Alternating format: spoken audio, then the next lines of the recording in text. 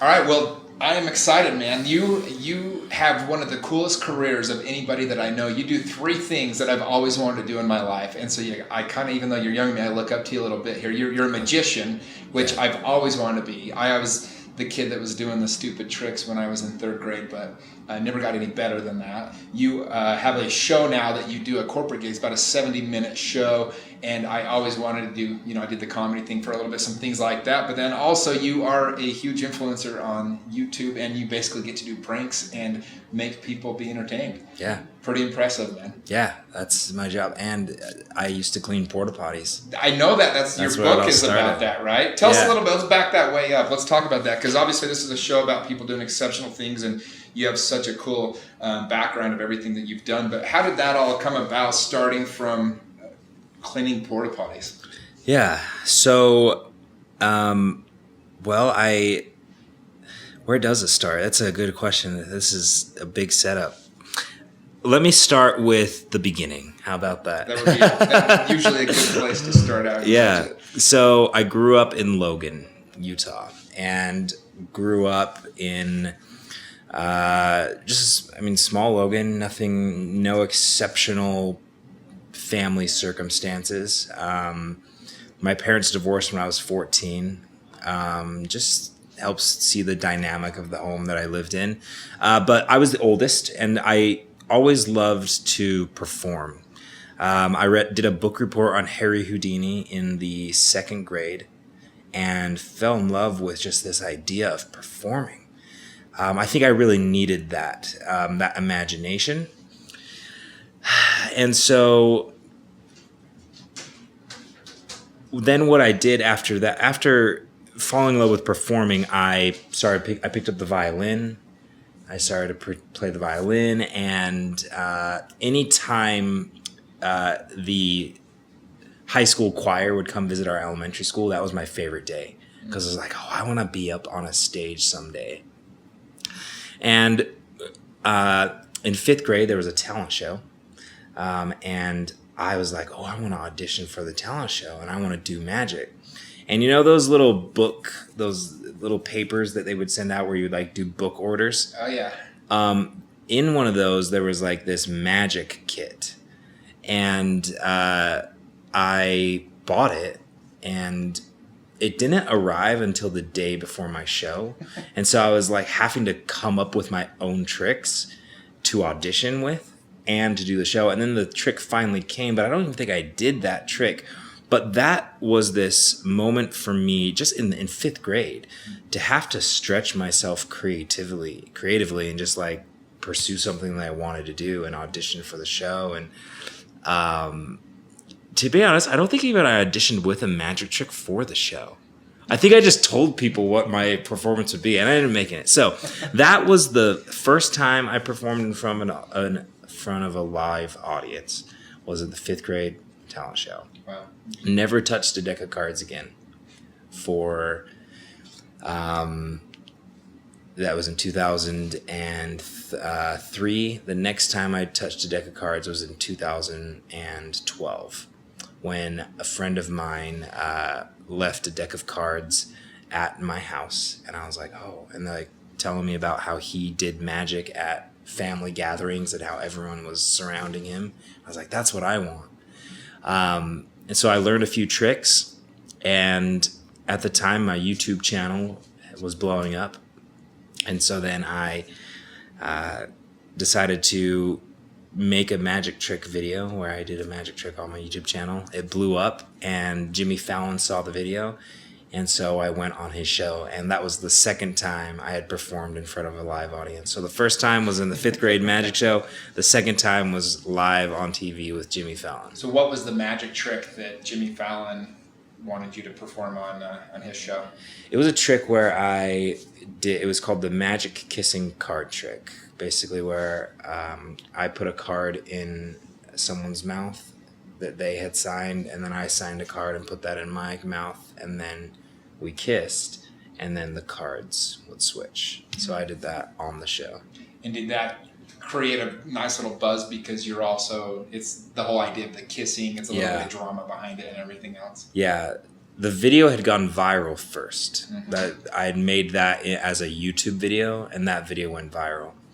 And so that's what Jimmy Fallon saw that, and then he wanted that performance scene. And was that your first video? That wasn't your first video that had gone viral, though. You already done some other things, right? How did you first decide, okay, I'm going to make videos and put them out there? Did you have it consciously you wanted to create viral videos, or did they just kind of start going viral?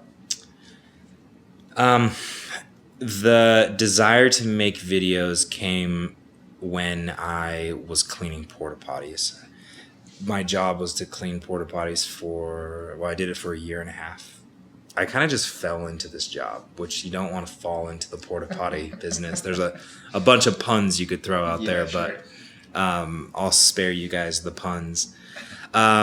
So I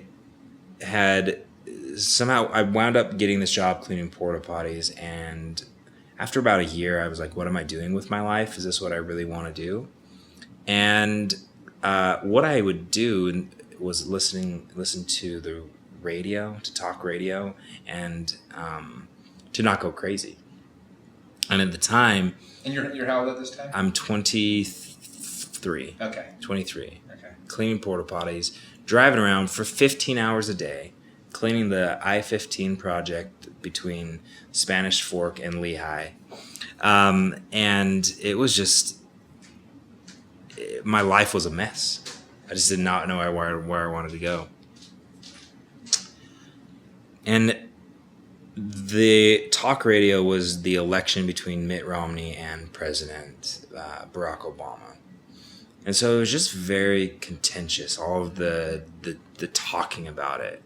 And I was like, something in my life needs to change.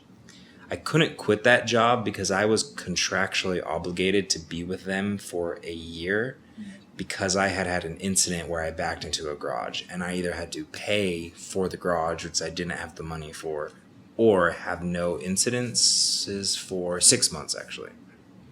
So I was like stuck in a porta potty business. That seems like the worst punishment for a car wreck I've ever heard. Well, like I how many of us though feel like that at times, where we're just like, we get in those moments where we're stuck. And sometimes, like, it's literally in a crappy job, but sometimes it's figuratively, like, where we just feel stuck. Yeah. And that's exactly where I was at. I did not know what to do. I was so just lost. And, you know, if you know anything about good stories, it's like usually that's the moment where there's some breakthrough. And thankfully that was for me. I realized I couldn't change my environment, but I could change, I could do my best to change the feel of the environment. So instead of listening to talk radio, I chose to listen to motivational podcasts and general conference talks of the LDS Church. I would listen to those. I would listen to scripture. I would listen to, like I said, motivational talks and all uplifting stuff.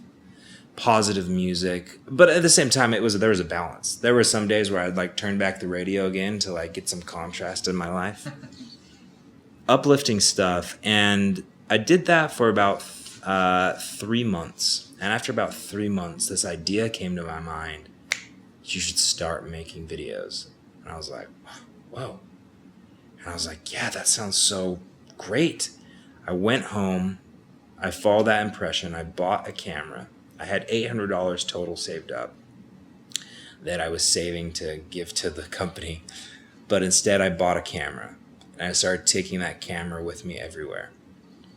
And I eventually ran into a friend that saw me with that camera. He's like, oh, do you like making videos? Like, yeah. He's like, well, I could get you a job making videos. It's like, sweet. And he did. And it was this company called Aura Brush that made viral YouTube videos. And like everything just like accelerated from there. I was in an environment now where I was being taught how to make videos. And after a few months being there, I was like, maybe I should try this on my own. And I thought of a video doing a mistletoe kiss experiment, and I did it, and boom, the rest is history. Wow, so you got a big break there where you run into this friend that happened to work for a company that made viral videos. Because I was carrying a camera around. Yeah, so you made what I love is you took the action to go out and buy the camera. Yeah. You really didn't have the money to even go do it at the time, if we're being honest. Yeah.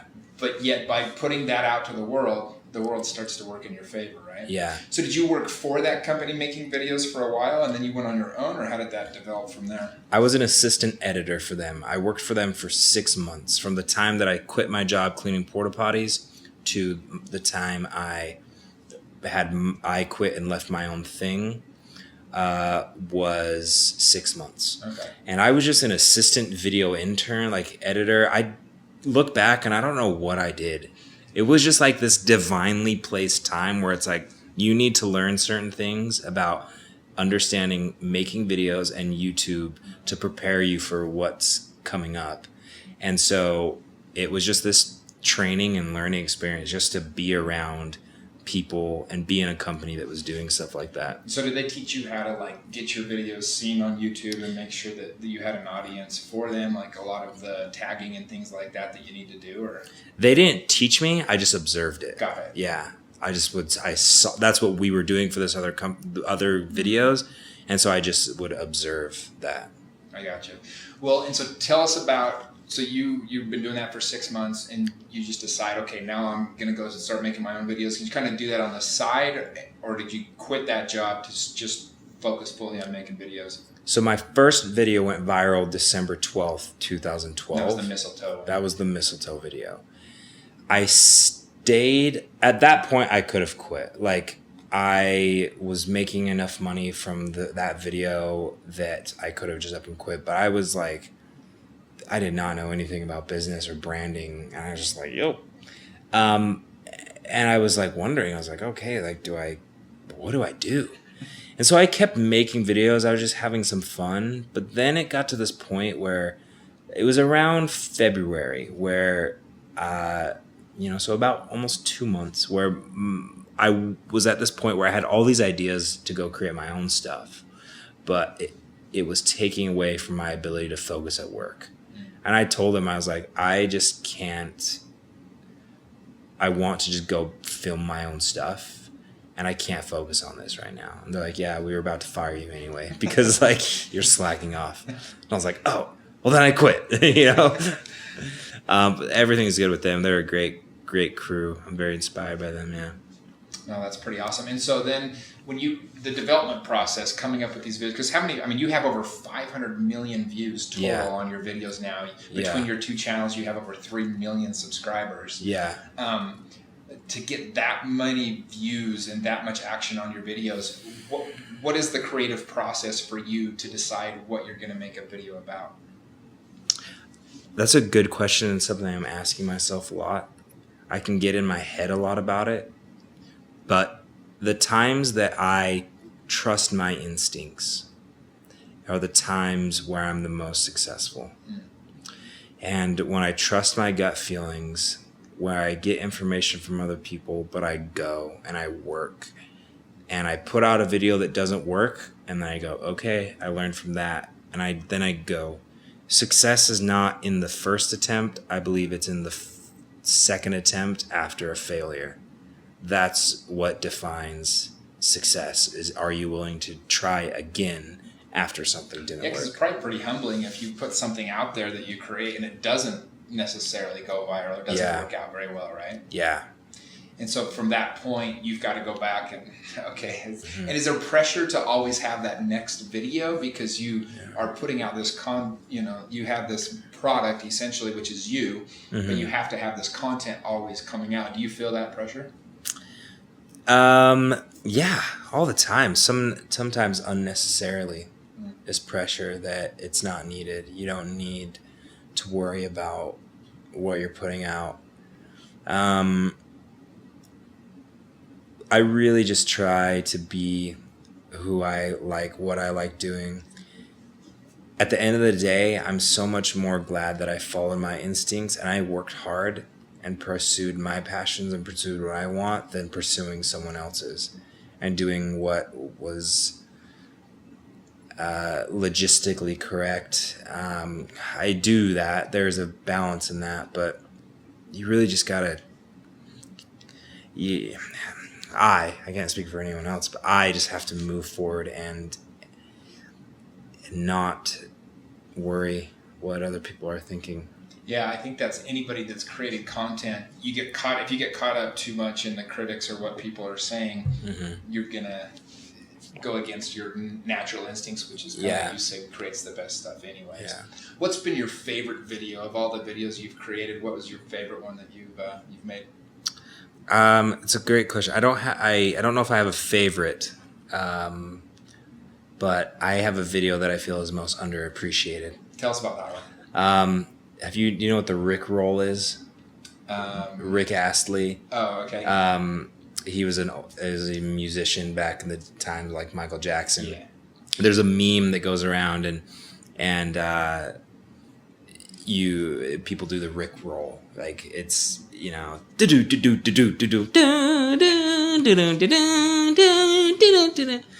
I recreated that music video shot for shot. Okay. Yeah, and so I look just like him in the music video. So I feel that that's one of my most underappreciated videos. If you go look up Stuart Edge Rickroll, it'll pop up. Okay, awesome. Yeah. Which has been your most viewed video of all of them?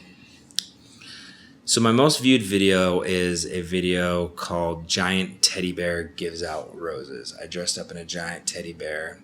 Well, my brother did, and I filmed it. And we handed out roses. And it's one of the most, it got about, I think, 48 million views on Facebook. It was really successful.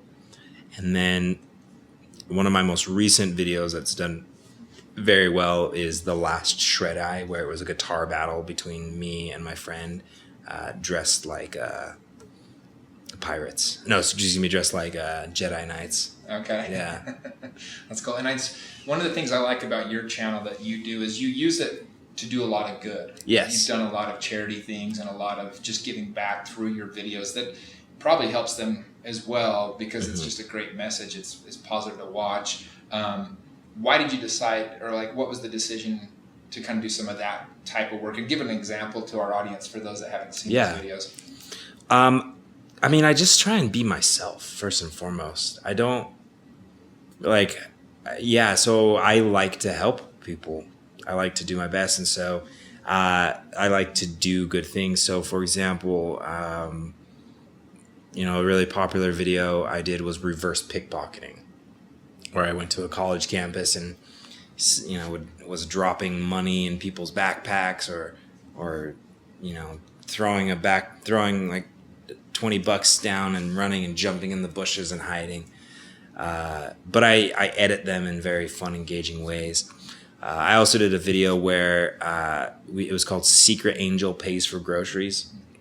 I teamed up with Bart Johnson of High School Musical fame, and he, was playing a cashier at a real grocery store, and people would come through and they would be buying stuff, and then I would walk up dressed in white, and I'd be like, "Oh, hey, thanks so much. Like, don't worry, I'm with management upstairs. We've got this." And I would pay for their groceries, and then I would leave, and then Bart would be like, "Okay, that's going to be $57.95," and the people were like, "Oh, well, that guy just paid for me." He's like, "What guy?" "The guy in white." He's like, "What? I didn't see a guy in white. The guy, he said he was from management upstairs." It's like, "Management upstairs? Is he an angel?" And people were like, "What? You didn't see him?" "No, I didn't see him." So it's those type of videos, of these positive give back videos, just because I believe that's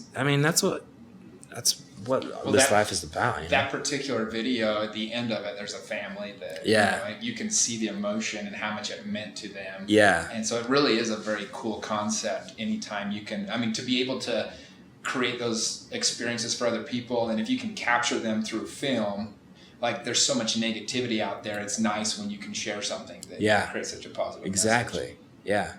No, I think that's great. Well, the magic side of it, I mean, some of your videos where you do some of your magic, it just blows me away. You do one where you put a card through a window, and I got to be honest, like I watched it so many, I kept thinking like, how does he do that? And just watch people's minds get blown. But how did you get into the magic side of things then? I know, I know you said you had the deck of cards and you put it away for a long time, but how did you get back into the magic, and how did you get so good at it so quickly? Yeah, I think true magic is performance. So if you're a good performer, you can be a good magician. And so I think I've been a good performer most of my life. And so that has allowed me to be a good magician.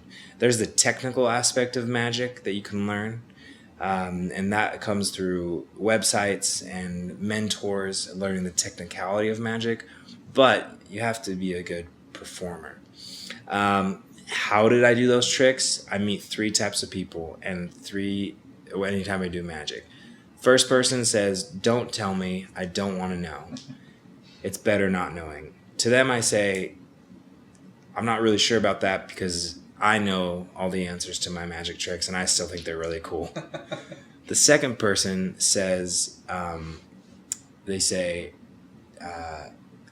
tell me how that's done. Tell me, give me the answer. Which is kind of how many times are we like that, where we just want to know the answers, but just purely for that. Yeah, we don't want to go through the process, which brings all the fulfillment of it, exactly. Right? The third person, which I try and be often. I can always be, I think I cycle through those 3 all the time. I think we all do. But the third person, which I have been a lot in my life, is where can I go to learn how to do what you just did? Teach me how to do what you just did. Or I'm going to go figure out how to do that on my own. Sometimes that person actually doesn't say anything in the moment of the magic trick, but they just go figure it out. That's what I did. I wanted to learn magic, and so I was like, where can I go? I downloaded an app. We live in this world of information where we can learn so much if we want to. And so that is why I love magic, because of that interaction with people that I can get. And so it's when you first started doing it, at what point did you feel confident enough? How long did it take you to feel confident enough to actually film and go out in public and do these magic tricks where you're just seeing people get astonished by them? How long did it take me till I was comfortable? Yeah. 2 minutes, I think. Really? I think like download the app and you're ready to go. I was so like, give excited. me 1 second. I know the answer. Okay, got it. Yeah, I think it was my ignorance towards it. I mean, why not? Why would I be afraid? Why do you think I would be afraid? Well, I think one of the things that's cool about magic is it gives you a reason to go up to complete strangers and create an interaction. It's I have a friend that he, he's very well known in the world, and he creates a lot of engagement with other people. And he started out doing magic at basically at a restaurant in Florida, and people would come. He just told the owner, "Hey, if I can entertain these guests, do you mind if I just do this magic while they're waiting to be seated for an hour?" And he started interacting because he just wanted to meet friends. And he said that was kind of the catalyst for him to learn magic, because it was such an easy way to meet a new friend and people get curious pretty quick about you. Yeah. I love to inspire people. I love to. If I was afraid to, like, it only took me 2 minutes to be ready, because I didn't care how I was perceived. I was more just excited for the connection I was going to have with somebody. Any time that I have felt like I need to prep a lot more, it's because I'm so much more worried about what others are going to perceive of me and think of me, rather than just focusing on the connection. I did a magic trick the other day in my acting class, and my teacher was like, that was amazing. And I'm not talking about the technicality of the trick. I'm talking about the connection.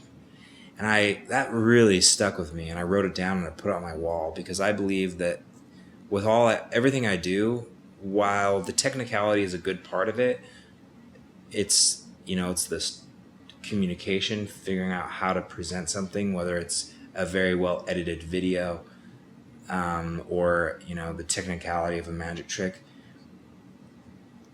It's about connection first and foremost, I believe.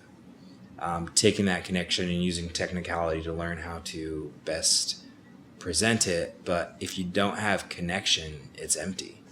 You can be so technical and have no connection, and it just sounds empty. Wow, no, that's great. So for you, probably a lot of the fulfillment comes from those connections that you make, and it's probably the driving factor then to keep wanting to do more and not care if something doesn't go right, because you see the rewards when it does. Yeah.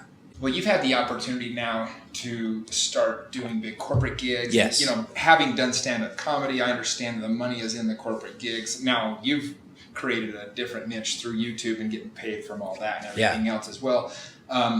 But I think, tell us a little bit about the show and why you decided to kind of go that route, and then what really your show is all about. Yeah. So I love performing on stage so much more than making millions of views on video. I love being in front of people. I love the connection. I see so many times how people want to be where I'm at, people that have connection and influence, and they want to be where I'm at. I'm like, no. You want to be where you're at, where you can influence people and be with people. And so to teach this message of how do you help people understand, like, to be good where they're at, how do you get your team members that you're working with to be where you're at? I use magic. I use this very fun, entertaining magic show. It's great. Everyone's getting involved. They're experiencing just like so much of, like, we're on our phones, and we're like watching videos, but like there's something about when you're like at a stand-up comedy show and like you're laughing, you're seeing live entertainment that's just so fulfilling. So I do that. I let people experience a range of emotions. And at the end of the show, I say, there's people think because I'm a magician, I'm trying to distract them. People are like, you think, don't never trust a magician because he's always trying to distract you. Don't look where he wants you to look, because look somewhere else. But to that I say, as a magician, I don't like that word distract, because there's a negative connotation to it. Like I'm trying to hurt you, or I'm trying to make you seem dumb. But really what I'm doing is I'm focusing your attention, because I know where you should look so that you can find the most enjoyment out of this experience.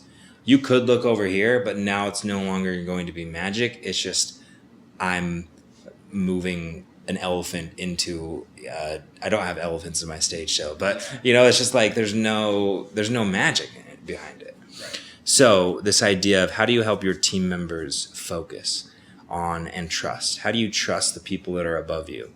That they're not trying to hurt you, they're not trying to ruin your day, but they're trying to focus your attention on the things that matter most, and you can trust them. Oh, I like that. Yeah. Yeah, the idea of, with my business, I train a lot of other real estate agents, and it's very difficult sometimes for me I'm trying to, you've got to trust the process, right? Yeah. And unfortunately, sometimes they're seeing either where they want to be, and they don't want to necessarily go through that whole process, or they see where I am today and they don't see the process that I had to go through when I was grinding those first 8-10 years. And so I think there's so much to that, where if they can see where I'm trying to take them, it might not be necessarily where their eyes want to go right now, but that is where they need to put their focus. And I know, because I've been through it, and I know that the reward comes from going there. No, you're trying to distract me and hurt me. Yeah. It's like, okay, look here then, and see what happens, right? Dude, that's very, very, very cool. Yeah. And so you've been doing the corporate shows. Is that going to be are you still involved heavily in doing the YouTube videos? And how often do you get hit up from a company that wants you to make a video for them? Because that's a big part of being an influencer on YouTube, right? Yeah. Yes. I am an influential person. I'm an influencer. I influence based off of the lifestyle that I've lived, this idea that the proof is in what I've done. Like, I am my message, this message of focus, right?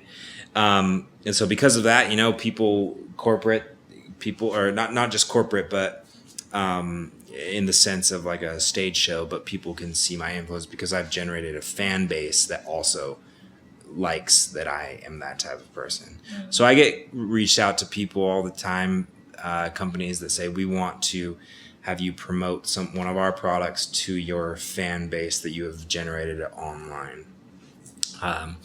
Influencer marketing is what it's technically called, and it's a very strange game. Has it been hard to navigate it, to try to figure it out, or do you have an agent, or how does it work? Like being in your shoes, where you have now the audience. Yeah. How do you decide what you're going to do and what you won't, and how to work with those people? Are you asking like how I do it, or how like somebody that wants to work? I would say, how do you do it? How do I do it? It changes. I'm trying to figure it out. What works the best is when there is an agent involved. But in order for that, you have to have high engagement, and you really have to be in demand. And then an agent is just, selling you and your reach. If your reach isn't high, then you kind of have to be agentless, and then you have to be your own agent. And you have to do your own negotiating. It changes all the time. So what, I guess, when people, because there's so many people now that want to, I think I saw some kind of stat, it's like for every 9 million videos that hit YouTube, one of them will actually go viral or something, some crazy amount. People are just putting out so much content. What advice do you give to people that are trying to be influencers, or trying to build an audience? What do you tell them as far as advice? You can be a lot more successful when you focus your energy on and have a plan. Have things be pieces of your game rather than you just trying to create a viral video. Why do you want a viral video? Are you wanting fame? Are you wanting attention? Okay. Good luck, man.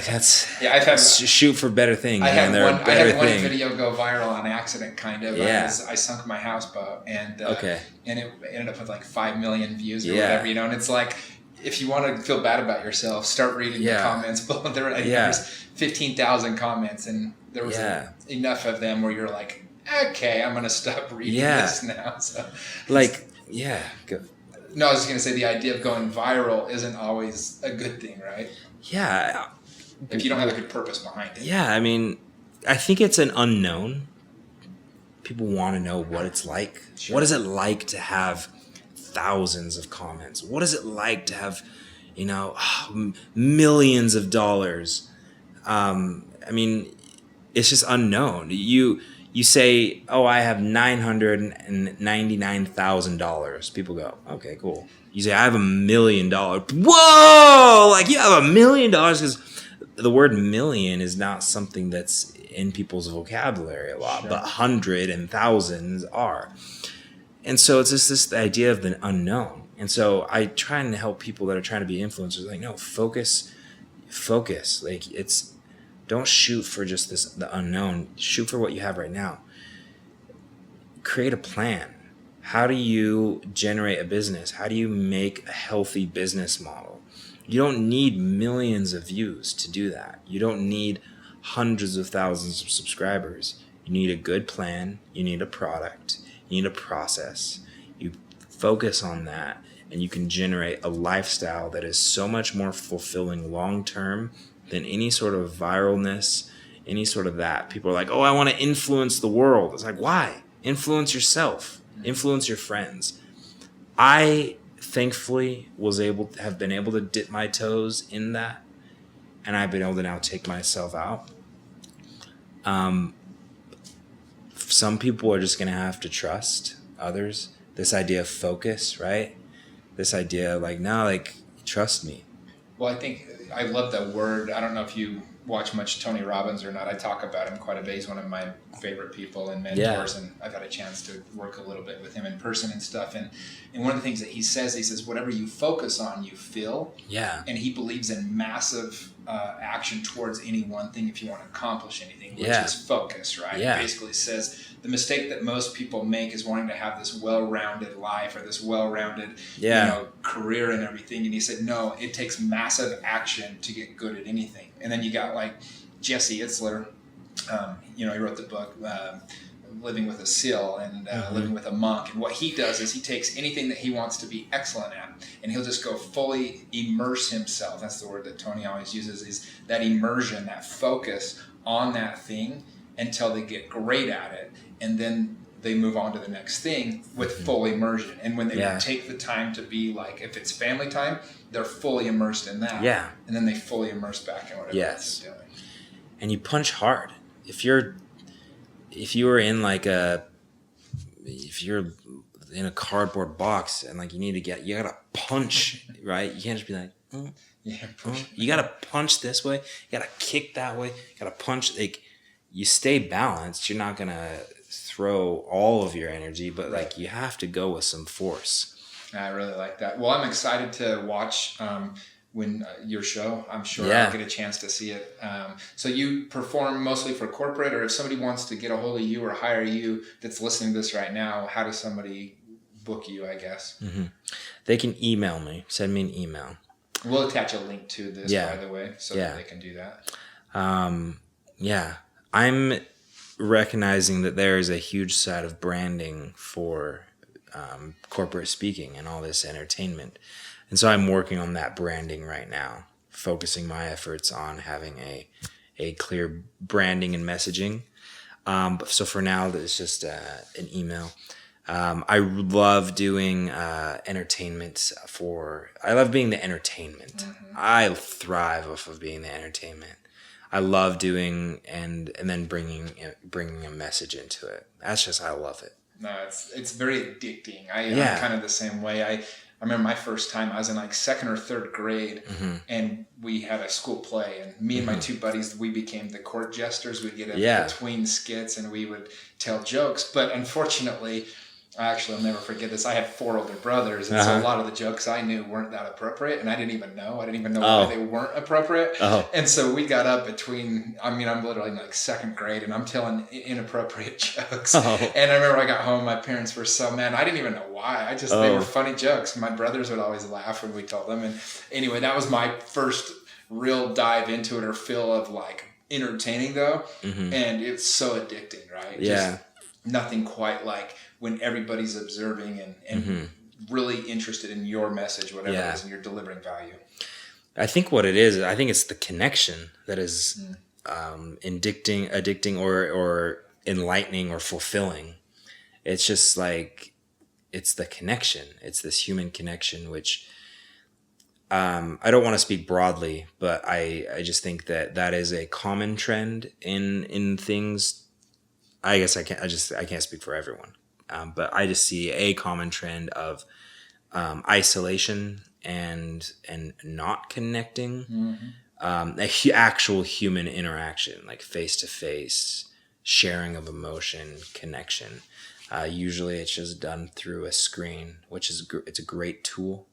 I love how I've been able to influence, but my most fulfilling moments have been connecting with a single individual after a show, listening to them, talking with them. That is the most fulfilling thing for me. I love that, man. Well, I think there's a lot of people get a lot out of this. We'll attach a bunch of your videos as well in our show notes. If people want to research and see what's maybe 2 or 3 videos, just real quick, we'll end on this, but 2 or 3 videos that you would say, go to these ones. These are some of my favorites that I think they'll enjoy. So look up using Siri to get a date. That's the first one. That's a good example of a video that people said, oh, it can't be done. And instead of going, oh, yeah, you're right, I go, well, what if it could be done? Look up the Secret Angel Pays for Groceries. And then look up serenading college girls serenading Valentine's singing. So Siri to get a date, Secret Angel grocery, and then serenading college girls on Valentine's Day. Yeah, the S's. Using Siri to get a date was maybe my favorite video of all your videos. I don't know how you did it, but it's fascinating. He basically talks to Siri and says, help me talk to this really cute girl sitting next to me or whatever, and then her phone starts ringing. Yeah. It's quite awesome. And I was able to come up with that not because of any technical magic training, but just in this idea of, well, what if it could happen? What if Siri actually could call someone? How would I make that happen? And this idea of like a growth mindset, I think that was where my growth mindset began. This idea where like, don't say, oh, it can't be done. Be like, yeah, well, what if it could be? My grandpa would tell me, he's like, you can do anything with the right amount of money. You can make anything happen. And I believe it. And so, yeah. That's awesome, man. Well, I appreciate you. Thanks for spending the time, and appreciate you very much. Thank you. All right, man.